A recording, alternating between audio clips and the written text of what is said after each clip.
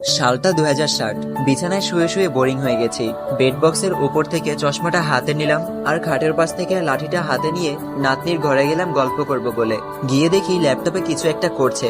আমি যেতেই বলল, দাদুন তুমি বসো বসো, আমি টিউশনে যাব। বসলাম ওর ঘরে। ল্যাপটপটা খোলাই ছিল। চশমা চোখে দিয়েও ভালো দেখতে পারি না।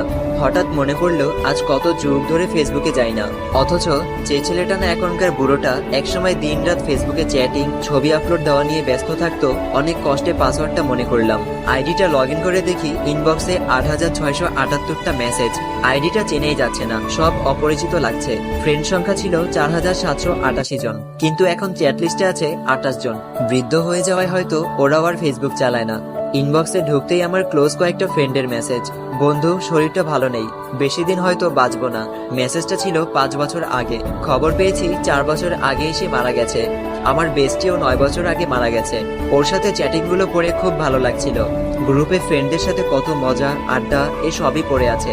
ওদের অধিকাংশই মারা গেছে। এরপর চ্যাট লিস্টের একদম শেষে পেলাম তার মেসেজ। হ্যাঁ, আমার সেই পুরনো একতরফা ভালোবাসা। ওর কোনো খবরই জানি না। কত ভালোবাসতাম দুজন দুজনকে, কিন্তু ভাগ্যের পরিহাসে বিয়েটা হয়নি। আজ অনেকদিন পর তার কথা মনে পড়েছে। তার আইডিটাই ঢুকলাম, লাস্ট পোস্ট ছিল 16 বছর আগে। তার নাতনির সাথে ছবি। আরো একটু নিচে যেতে দেখলাম তার ফ্যামিলির ছবি। সে, তার স্বামী, মেয়ে, ছেলে আর নাতি নাতনি, খুব হ্যাপি ফ্যামিলি। ওকে যেদিন শেষ দেখেছিলাম চুলগুলো সেই রকম স্টাইল দেওয়া, পরনে লাল শাড়ি ছিল, কিন্তু এখন এই ছবিগুলোতে সাদা শাড়ি পরা, চুলগুলো সব সাদা, কিছু কিছু আবার মেহেদি দিয়ে লাল করা।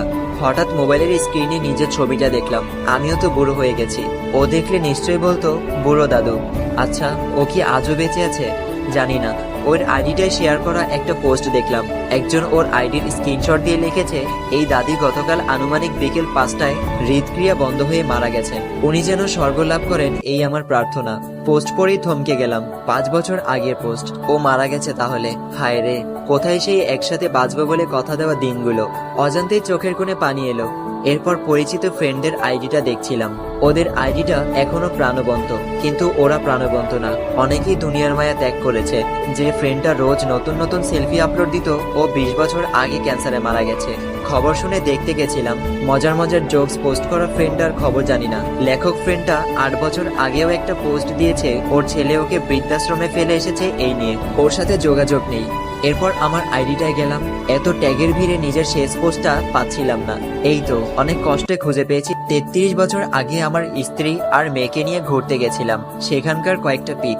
আরো প্রিভিয়াস পোস্টগুলো পড়ে কখনো হাসলাম, কখনো কাঁদলাম। হঠাৎ নাতনি ডাক দিল, দাদু আমি রেডি, টিউশনে যাব, ল্যাপটপটা দাও। আমি বললাম,